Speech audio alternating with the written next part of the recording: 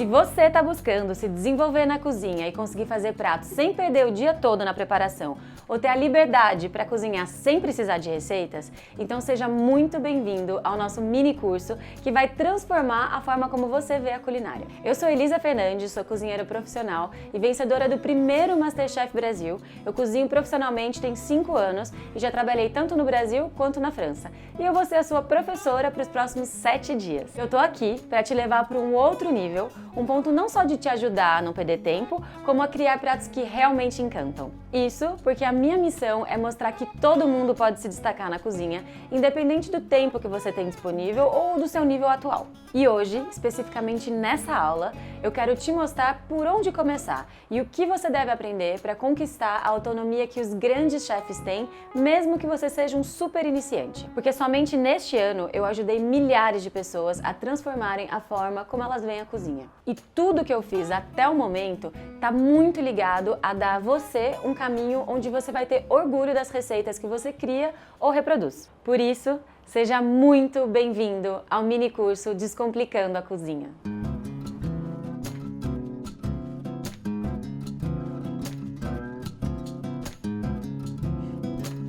Com esse mini curso, eu tenho 3 objetivos. O primeiro é te dar a base, a fundação do que você precisa saber para você mesmo ter autonomia. Segundo, é te mostrar uma forma de não perder tanto tempo aprendendo ou preparando seus pratos. E por último, te ensinar que não precisa seguir uma receita toda vez que você quiser cozinhar. E tudo isso vai ser possível com o método que eu mesma criei. E eu vou te passar tudo isso nessas 4 aulas. E você pode estar pensando que esse mini curso não é para você. E eu te entendo, porque você deve viver uma rotina estressante, trabalha o dia todo, tem muita gente que tem filho, então ter tempo é uma coisa rara, eu entendo. Então é normal você pensar que desenvolver um hobby ou até uma nova carreira nunca vai funcionar para você.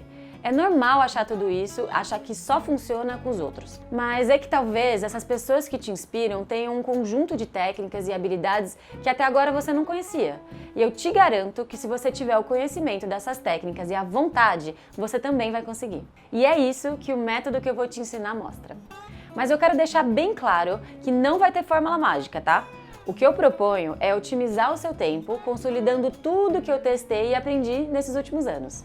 Mas depende praticamente que exclusivamente ao seu esforço e à sua própria vontade de colocar tudo que eu vou te ensinar em prática. Agora vamos para a aula de fato. E para isso eu vou te dar 4 avisos importantes.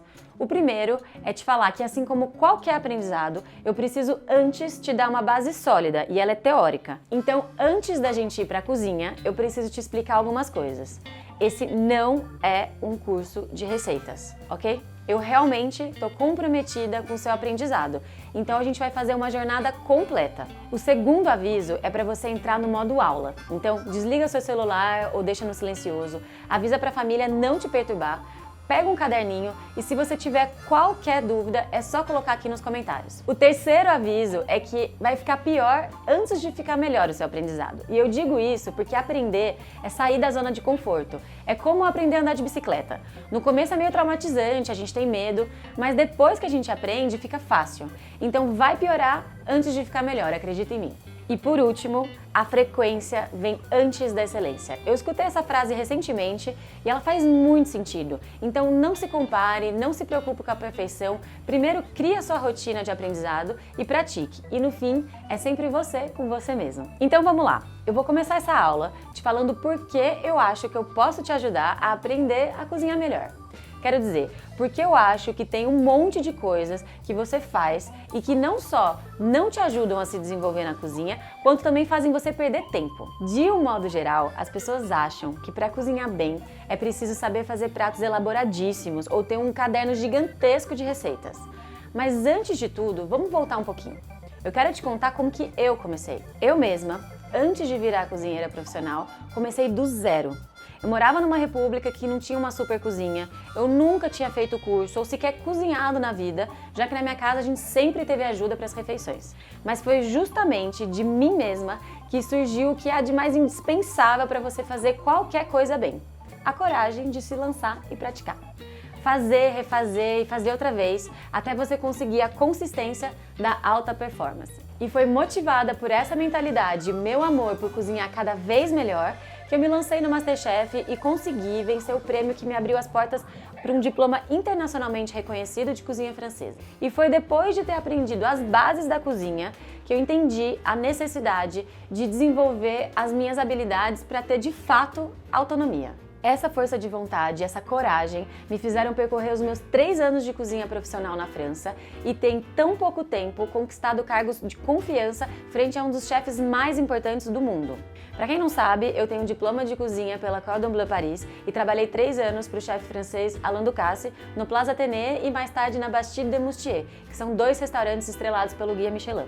Dentro das brigadas onde eu trabalhei, eu nunca fui a mais estudada, eu nunca fui a pessoa que mais pôde praticar ou que tinha mais estrada de cozinha, mas com certeza eu me vejo como uma das pessoas que mais teve vontade de, a partir das oportunidades que me foram dadas, praticar e dar o meu melhor. Eu sempre tive o objetivo de dominar as técnicas para tirar o máximo proveito da minha experiência lá fora. E agora, de volta para o Brasil, meu objetivo é compartilhar esse mindset, essa forma de pensar, para poder mostrar para você que, seguindo algumas orientações, você também pode cozinhar com confiança e autonomia. Basta conhecer as técnicas. As minhas principais dificuldades no começo foram as mesmas de qualquer pessoa que nunca cozinhou: a falta de tempo e aquela insegurança de não ter a certeza de que o que eu estava cozinhando era bom. A diferença entre você e eu é que eu tive que errar muito e percorrer um longo caminho até desenvolver esse método certeiro que possa cortar um caminho para o seu bom desenvolvimento na cozinha. Resumindo, se você tiver as boas diretrizes, você vai ser também capaz de encurtar o tempo que você passa na cozinha e ser mais assertivo na hora de cozinhar. Eu vou te ajudar nisso. Com frequência, você deve começar uma receita e se dar conta que esqueceu um ingrediente, ou ainda pior, desiste de fazer uma receita porque acha que não tem o tempo nem tudo que você precisa para o prato ficar bom. Eu vejo muita gente agarrada aos canais do YouTube porque as pessoas conseguem assistir a receita e reproduzir o que costuma dar certo.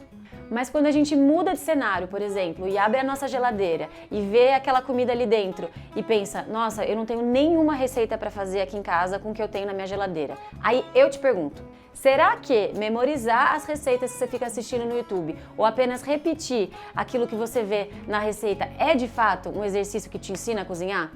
Na minha opinião, não de forma eficaz. Eu acredito que saber cozinhar bem é muito mais do que saber fazer uma meia dúzia de receitas divinas.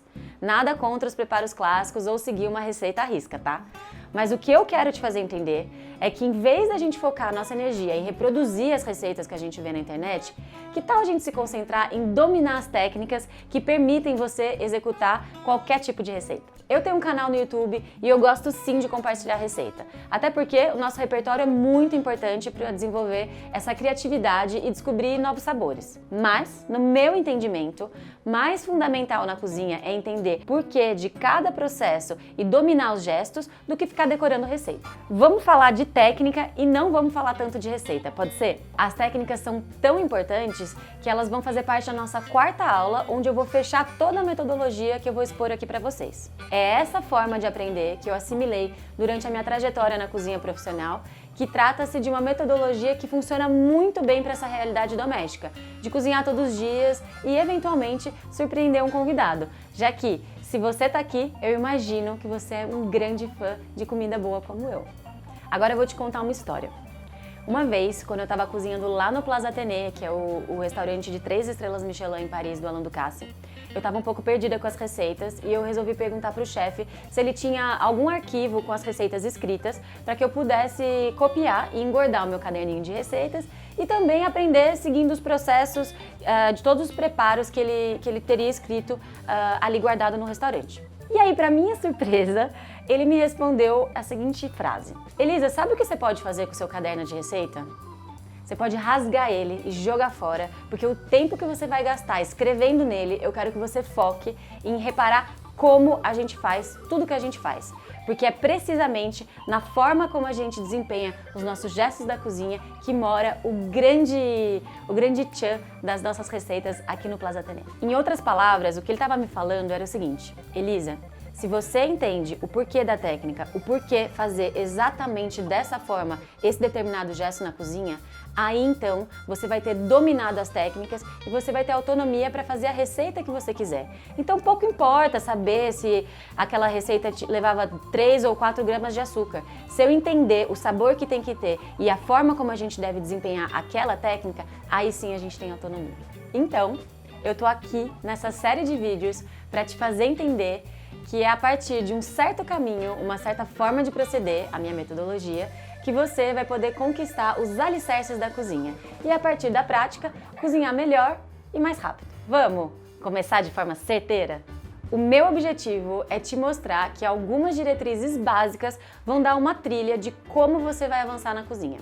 Para você aprender a associar sabor e construir receita, é preciso que você compreenda que são as técnicas que fazem da receita aquele resultado final e que se você compreender os porquês, não vai mais precisar ficar decorando o processo. Eles vão se naturalizando conforme você for praticando diretamente nos seus gestos. Você deve começar logo, porque eu vou te mostrar como e por onde. Para te explicar melhor, eu vou dar um exemplo. Quando você aprende a andar de bicicleta, você diz, bom, preciso montar na bicicleta e depois começar a fazer o movimento, né, circular com o pé.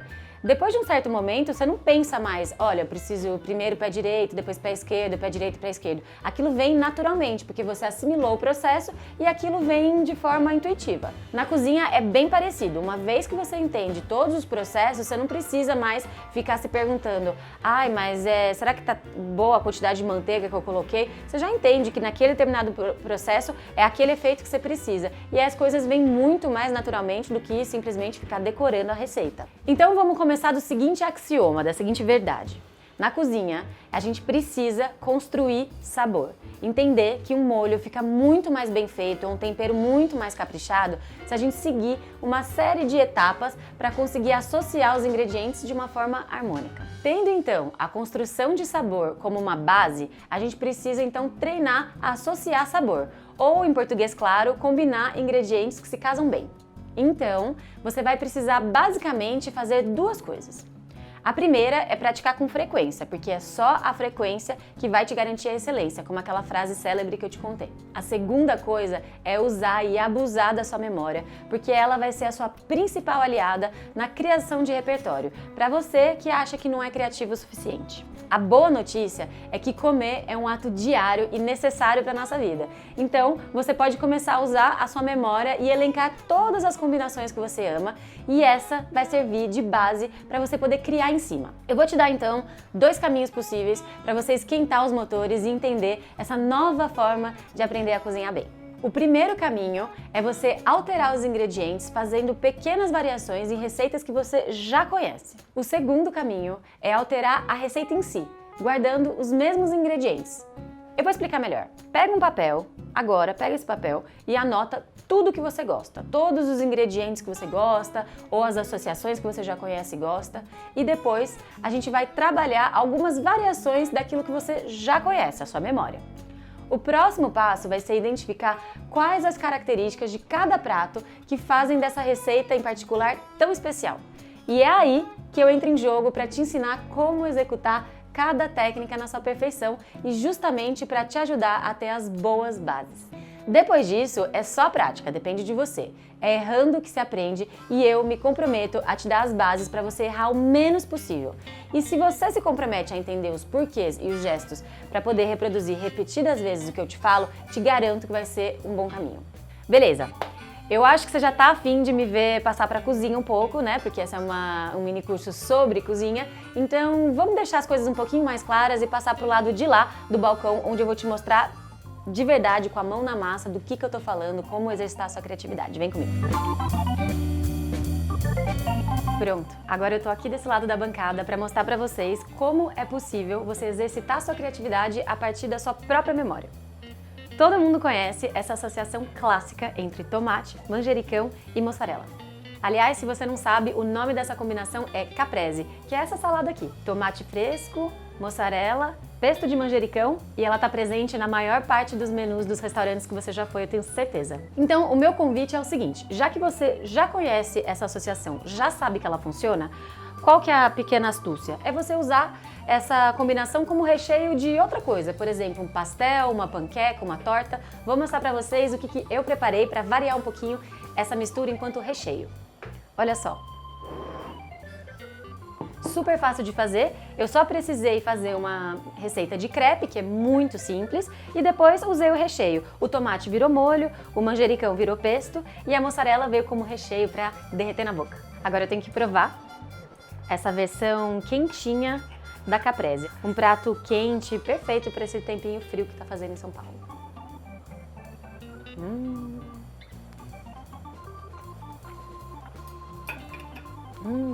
Tá bom, essa variação foi muito simples, né? Agora eu vou dar uma outra dica, que é saindo um pouquinho da caixinha, vamos dizer assim. Você já pensou em fazer um risoto caprese? Aqui eu tenho a base de um risoto já pronta e eu vou mostrar pra vocês como é que eu finalizaria aqui. Basta a gente colocar molho de tomate diretamente no risoto já previamente cozido, né? Ele não estava totalmente cru aqui, o arroz. Vamos incorporar tudo. Eu acho que vou colocar até mais molho de tomate. Deixar esse risoto caprese bem suculento. E por fim a mussarela. Agora eu vou esperar só essa mussarela derreter um pouquinho para dar uma untuosidade para o nosso risoto. E aí é só servir com manjericão para poder chamar verdadeiramente de caprese. Olha essa mussarela derretendo, que delícia. Vamos empratar? Bom, aqui não tem segredo. Risoto, só colocar diretamente no prato. E agora, é claro, vamos finalizar com o nosso pesto de manjericão. Vou colocar uns pinguinhos assim. E ainda decorar com algumas folhinhas de manjericão. Bom, agora provar, né?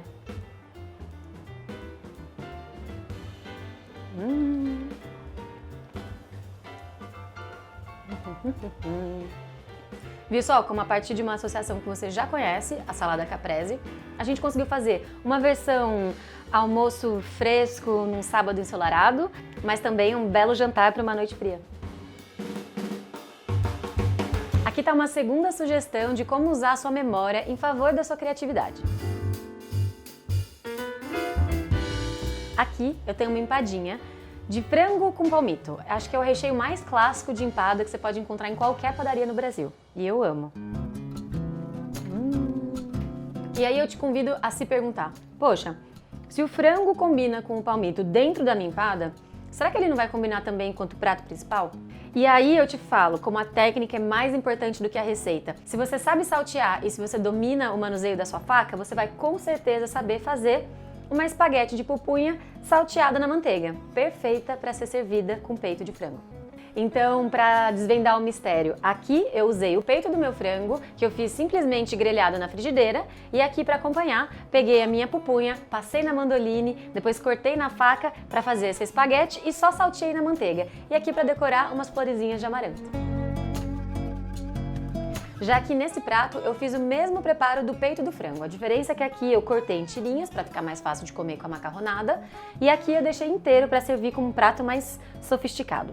E o pupunha, em vez de fazer salteado e laminadinho fininho, aqui eu optei por fazer bem rôti e terminar o cozimento no forno para ter essas notas caramelizadas que eu simplesmente adoro. Ah, para quem não sabe, rôti é uma das técnicas clássicas da cozinha francesa. É basicamente assar, deixar o legume ou a carne em questão com esse bronzeado que eu sou particularmente muito fã.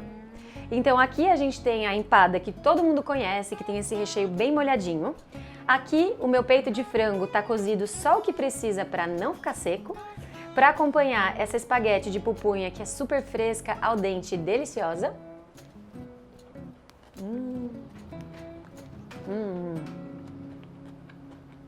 E para terminar, esse peito de frango aqui, pleno, com um pupunha rôti e ainda esse molhinho rápido que eu faço usando uma panela sem fundo antiaderente que eu vou falar para você mais tarde nesse mini curso.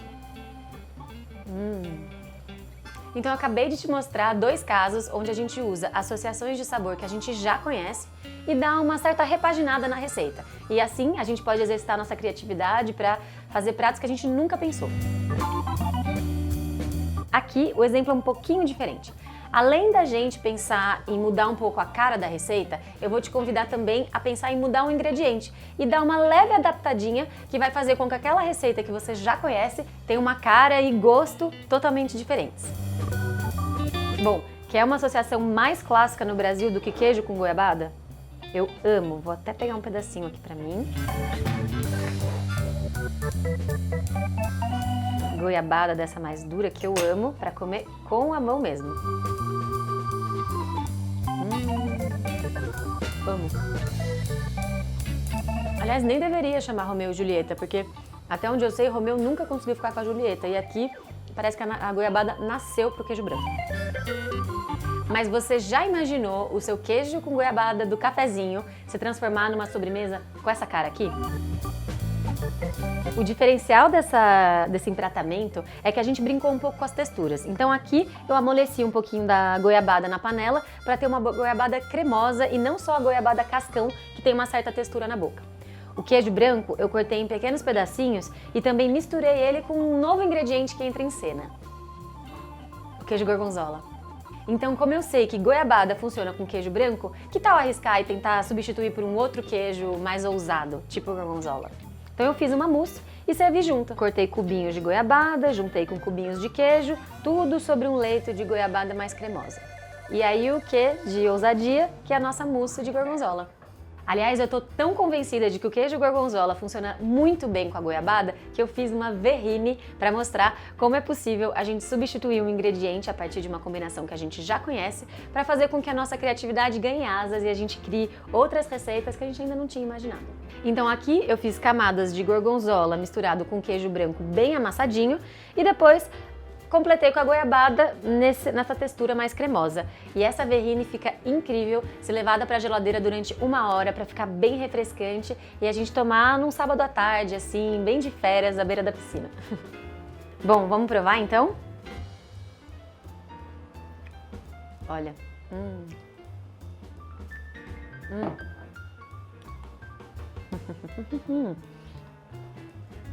Essa parte fungada do gorgonzola traz um salgadinho muito interessante para essa combinação. E aqui, o grande elemento de surpresa é o jogo das texturas. A gente tem uma mousse do nosso gorgonzola, a goiabada mais cremosa e depois os quadradinhos de goiabada e queijo branco. Então na boca é uma festa de textura. Então, resumindo aqui a nossa aulinha sobre como exercitar a sua criatividade. Usa a sua memória e lista todas as combinações que você já conhece.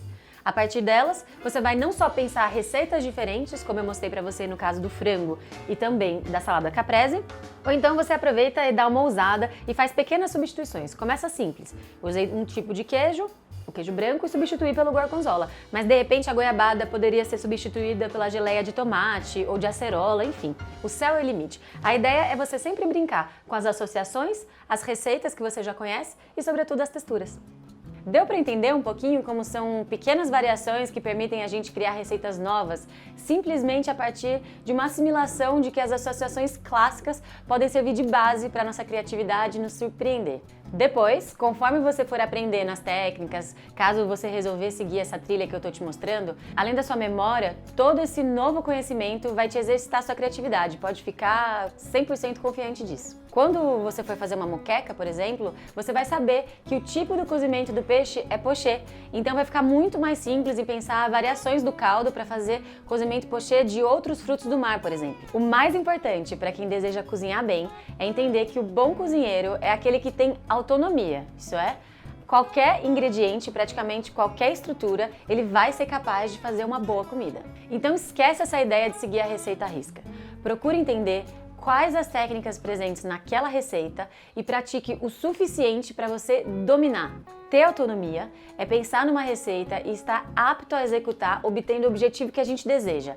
Então, se você tiver de fato entendido a receita, no máximo você vai precisar checar as quantidades de tempos em tempos, mas jamais o modo de preparo, porque você já domina aquela técnica. Quantas vezes a gente pensa numa receita, a gente tem uma ideia, mas na hora da prática a teoria é outra? Na verdade, isso tem mais a ver com uma falta de autonomia do que um problema real com a sua ideia original. A boa notícia é que para a falta de autonomia existe uma saída: a prática e a compreensão da técnica. Agora preparamos a base. E é claro que nada disso vai ser duradouro se você não souber quais as técnicas você deve aprender. E isso é o tema da nossa quarta aula. Mas antes disso, tem outros assuntos para a gente falar. E o mais importante é o passo anterior ao início da preparação, que é o planejamento e a organização. E esse é o tema da próxima aula: como organizar sua bancada, como selecionar seus ingredientes, e eu ainda vou te mostrar como ler uma receita sem precisar ficar obcecado com ela.